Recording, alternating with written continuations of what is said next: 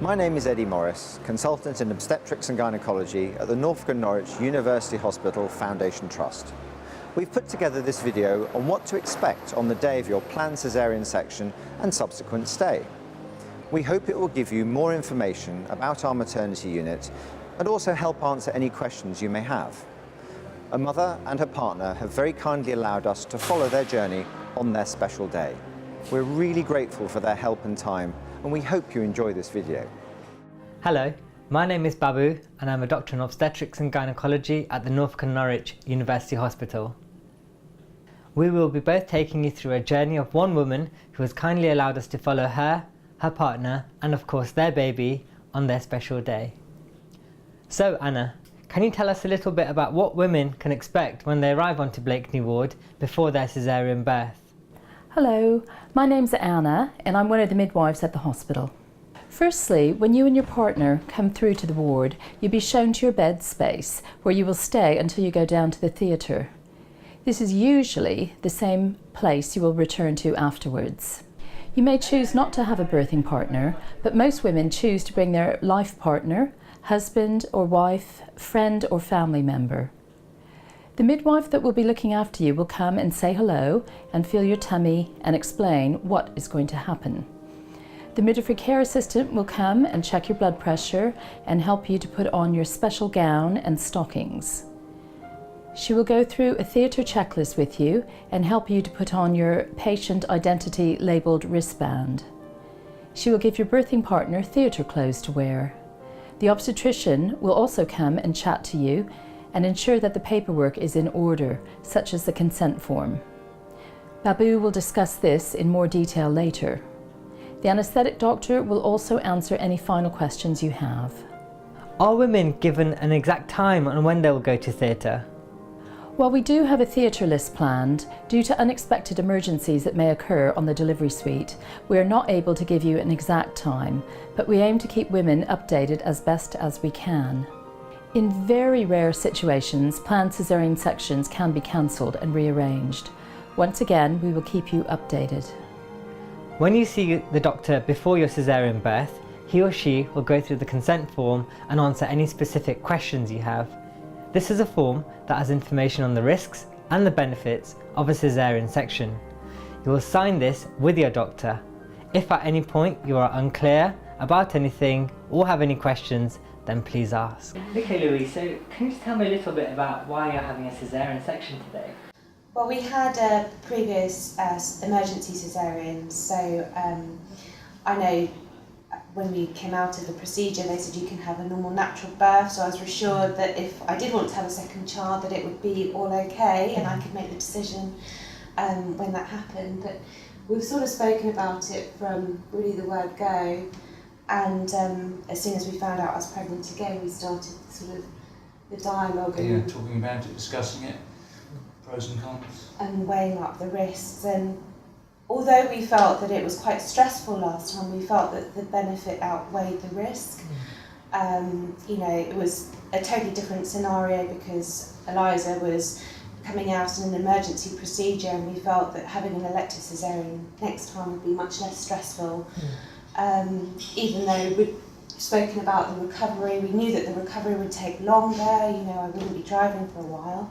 So, you know, we had quite a good long chat, and we've spoken several times since then and like really picked it up and thought, you know, is this the right decision? And we definitely have felt that it's been the right decision from the word go. So the most common risks include infection. This can be infection in the actual urine, infection around the wound site and infection in the uterus. So that's something that we need to look out for post-delivery. Yeah. We also need to be aware of blood clots in the legs and lungs, so you'll be wearing those green stockings as you've got, and we'll also be looking at giving you those blood thinning injections to prevent any clots in the legs or lungs. Let's now walk to the delivery suite. Once it is your turn to go to theatre, a member of the theatre team will take you to the delivery suite. Here you will meet the anaesthetic team once again. They will reconfirm your identity by checking your patient identity wristband and going ahead with the anaesthetic. Now, let's go inside the anaesthetic room.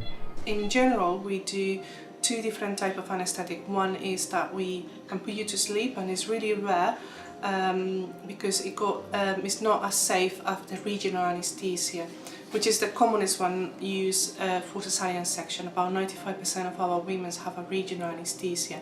The reason why we choose this procedure is because it's safer for the mother and also it's safer for the baby, because none of the medicines that we put down the regional anaesthesia goes through the placenta into the baby. But also the maternal satisfaction is higher because you will be able to enjoy the birth of your baby, and you can also do skin to skin in theatre if your baby and yourself are stable and everything is okay, just to try to keep things as natural as possible. When you come to on the day of the surgery, on the morning you will also meet the anaesthetist who is doing your anaesthetic, and then you will see him in the anaesthetic room, and basically the anaesthetist is going to be all the time with you in theatre until the cesarean section is finished and take you to recovery, just to make sure that everything is safe, and basically we're there to try to sort out any problems that can happen through the cesarean section. One of the commonest side effects of having a regional anaesthesia is that you maybe feel sick, so it's quite important that if that happens you tell them your anaesthetist who is there with you. In the anaesthetic room, the midwife will also insert a catheter. This is a small tube that is inserted into your bladder to help drain urine in a bag for the next 24 hours. Anna will explain this in more detail later. You are now fully prepared to go into theatre. Welcome to theatre. You will see a range of different healthcare professionals, and everyone has their own role. You will see a midwife, the anaesthetic staff, the doctors performing your caesarean section, and the rest of the theatre staff.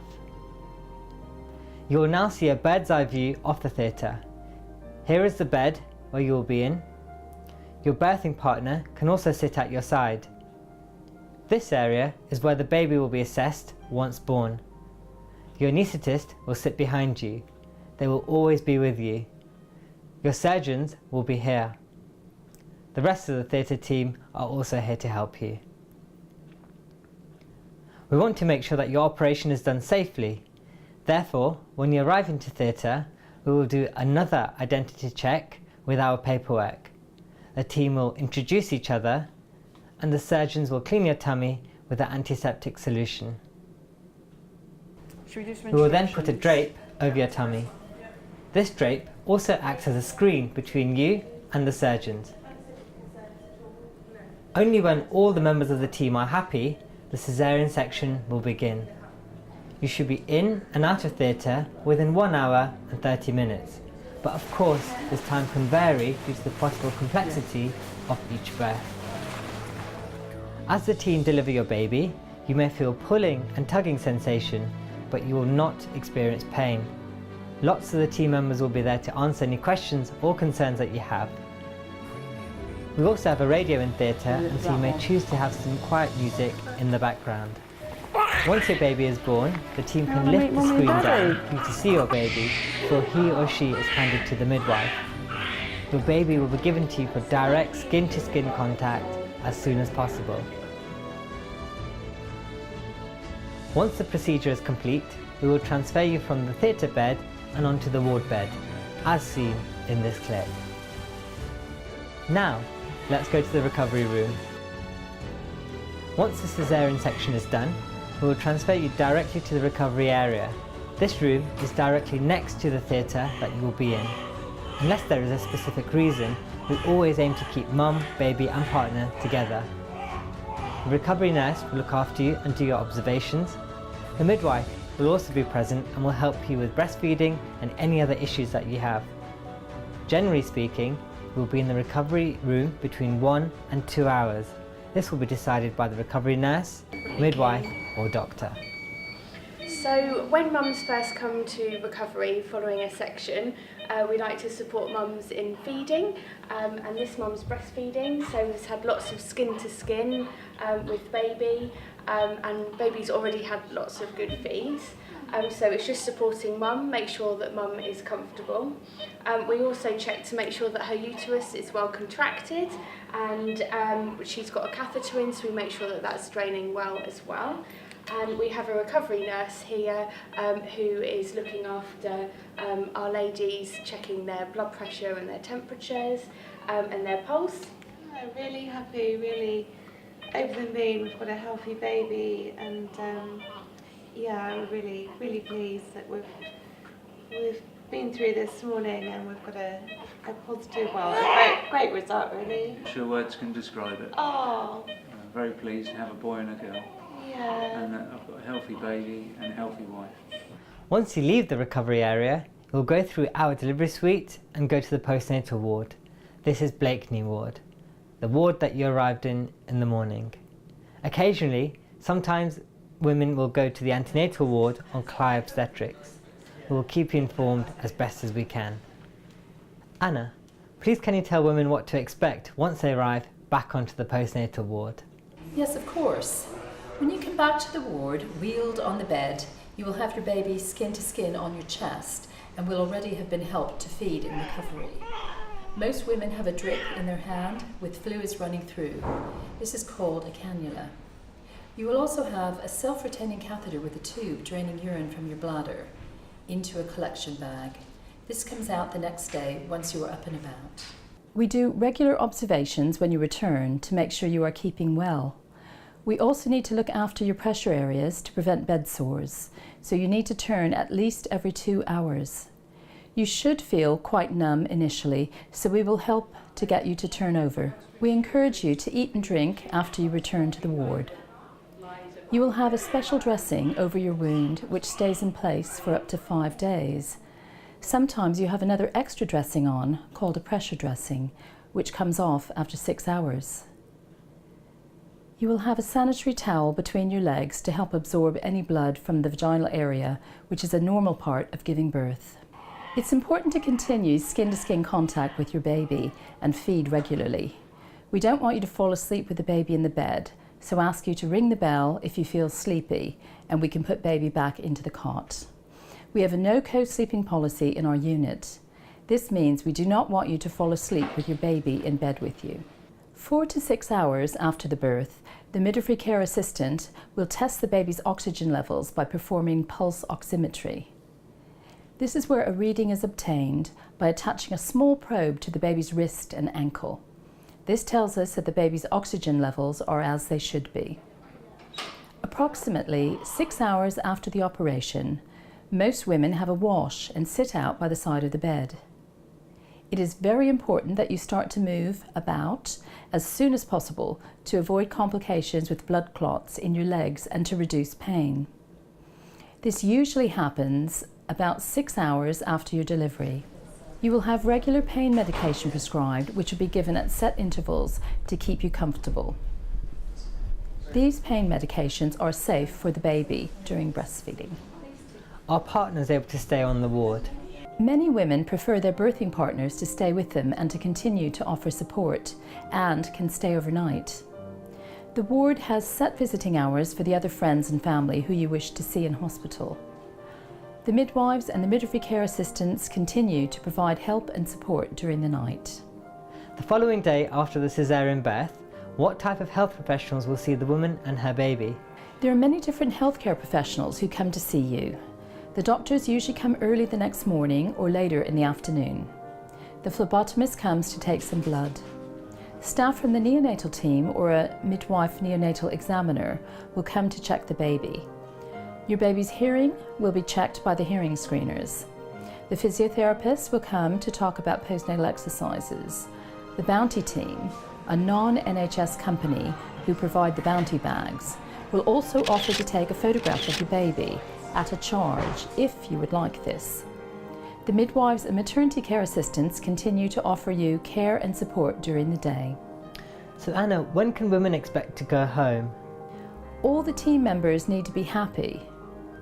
Being ready for discharge does depend on successful moving about, passing urine after removal of the catheter, and not requiring extra care such as IV antibiotics or low iron levels where you require a blood transfusion.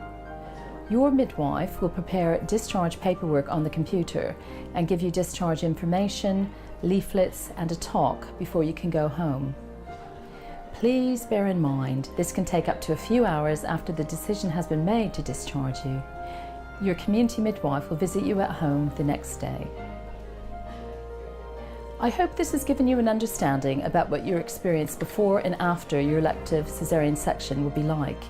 Every woman is unique and will have their own experience, and we will do our best to ensure that the process is as positive for you as possible. The obstetric doctor will see you the following day after your caesarean birth.